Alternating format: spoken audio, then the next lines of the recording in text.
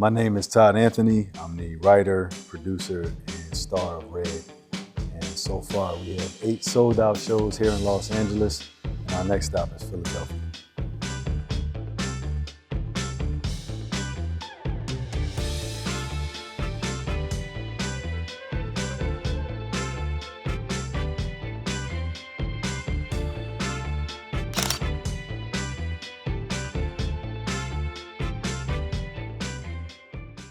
I would say the first thing I realized in stepping into Malcolm's shoes was that we're a lot alike.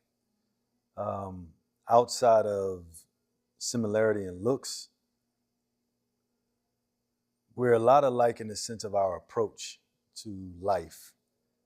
It's either this or that. We're both men of faith and stand on our faith without wavering. And we're both family men, but we're also very much, I would say that bullish kind of male in which what we believe, what we stand on, it is what it is, and we're not budging or moving off of that. And I'm willing to sacrifice and die for what it is that I believe. And I think that's one of the most surprising things. I think, when you read about a person and you're trying to learn more about them, you think that the image that is placed before you is just an image, but that's really who the man was. And so for myself, the hardest part to access is the man, because the myth is kind of what people have made him out to be. But the man, in order to really get to know the person, I think you have to really be in front of. I can only gather but so much information from the outside looking in, from resources and from YouTube clips and from books. But I really don't think that you can access a person unless you are really with the person. And so I think as time goes, the closest thing that I will get to accessing the man will probably when I have a sit down with my daughter.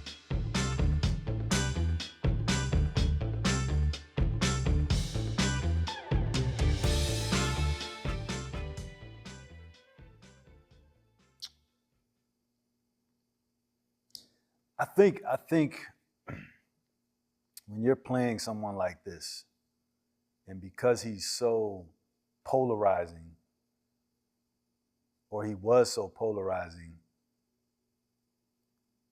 if it wasn't for my faith in God, I probably would have been consumed by him. And I think that it goes back to what I was saying earlier. You have to access the spirit of a man and of a character when you're playing him. But when it's time to, I won't say release him, but time to kind of tuck him away, you have to be able to connect back with the things that make you you. Family, husband, father, faith, friendship, outlets. And so for me, that is where I'm able to get release or relief from the spirit and the weight of which this man had to carry at such a time that is almost similar even in today's time.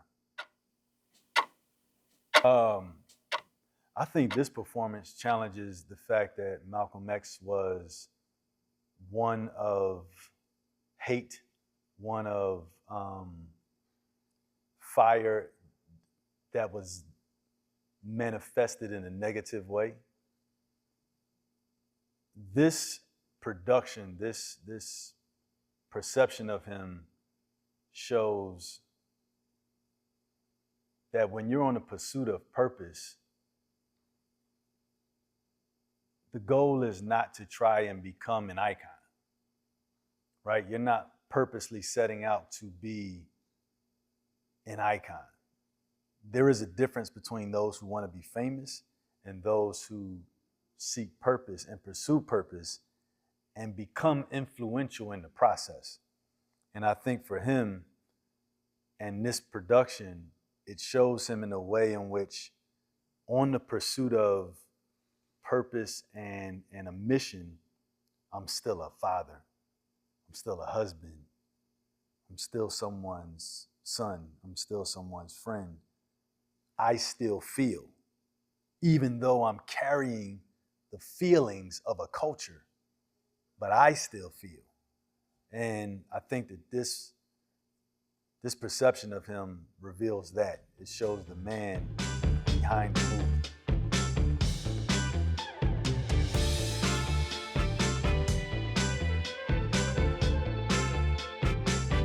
The preparation of somebody like this and any approach to any character has to be, what is the spirit of the person? What is the personality of the person? How does this person move? How do they write? How do they sit? How do they feel? And so my director, Crystal Lee Brown, is such a genius at what she does. And she's an actor's dream because she's an actor's director, because she's an actor first. She gave me an exercise. And this exercise, I want you, don't get scared. It's not a summoning, but it is an invitation to the character and inviting them in the space in which you are so that you can become the person.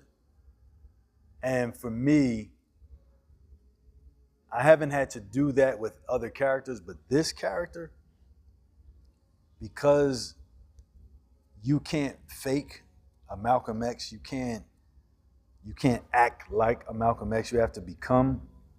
That was my process. My process was every rehearsal, every performance, I'm welcoming you into my space. I'm calling on you. I want your voice to be my voice. I want your actions to be my actions. I want your thoughts to be my thoughts. And that is ultimately the process of becoming somebody. You have to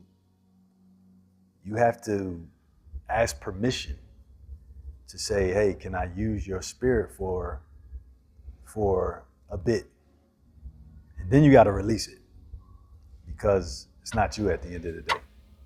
The voice goes along with intention, right? It's like, again, when you have the essence of a person, the delivery and the intention can come out, but you still have to study how they sound, where they go up, where they come down, where they like to laugh, smile, how they sound when they laugh and when they smile, or when you can tell that they're very serious. And so for me, again, one of the things that helps me is because I've always had an ear for tunes, for music, for voices, outside of having singers in my family and singing myself when it's like my off time and I just want to brush up on it. So you notice with a lot of singers, you think of like Jamie Foxx, you think of dropping his name, but forgive me. But you think of somebody, I'll take Jamie Foxx and use him as an example of Ray. Singers have this ability, because you have to hit different notes, you can kind of find the pitch in a person's dialect and voice patterns. And so for me, it was a little easier to find the pitch, find how he sounds in different pockets, and then match that with now the intention and the spirit of a person. And then you get the outcome of feeling like you're really listening to the person and you're really hearing the person talk to you as if he were right in front of you.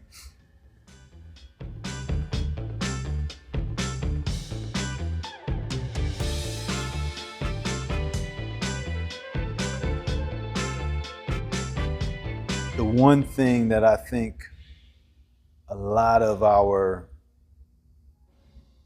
ancestors and leaders that have come before us agreed upon was that there was an issue, and that if they banded together and worked together, they could create some sort of change or progress. Let me say progress.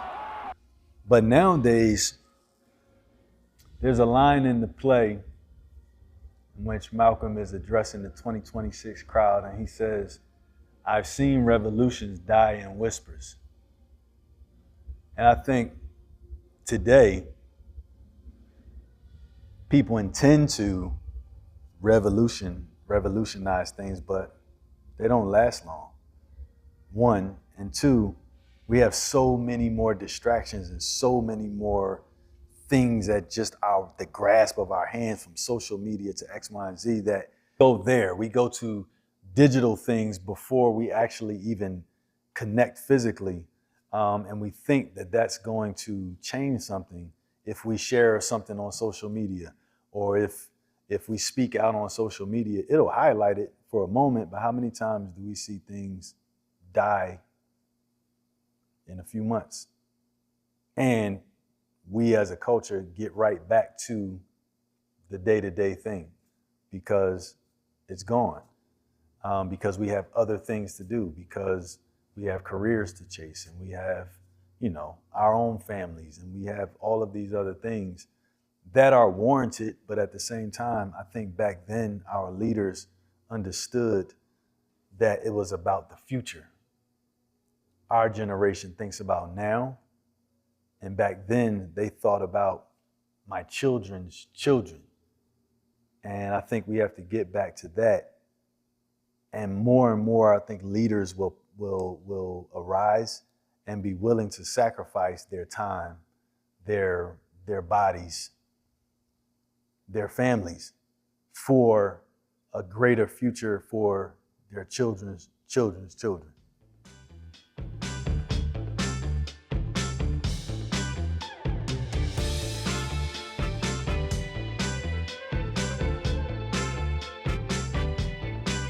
This role has challenged me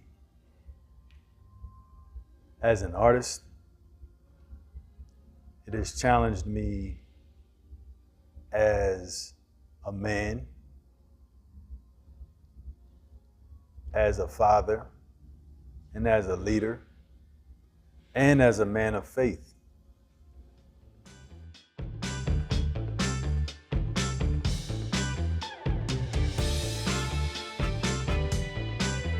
In which Malcolm says in his speech, he says, "Teach your children how money works before the world teaches them to beg for it." Then he says, "We can't keep passing down trauma and calling it culture."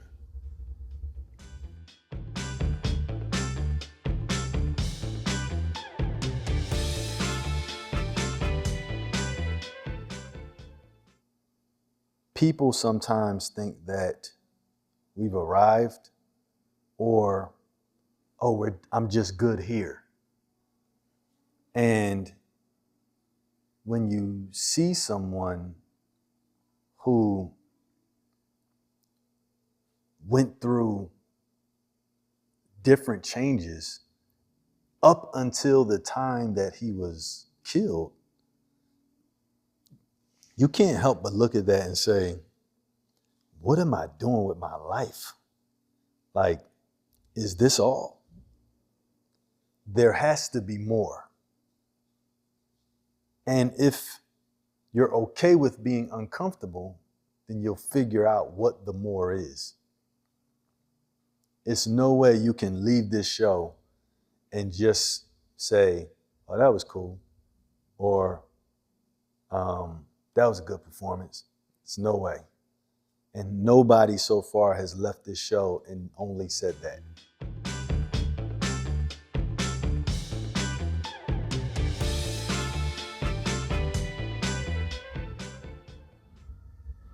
If you've had the privilege to be in the company of a person then you can remember the legacy of the man. But I think it's far more important.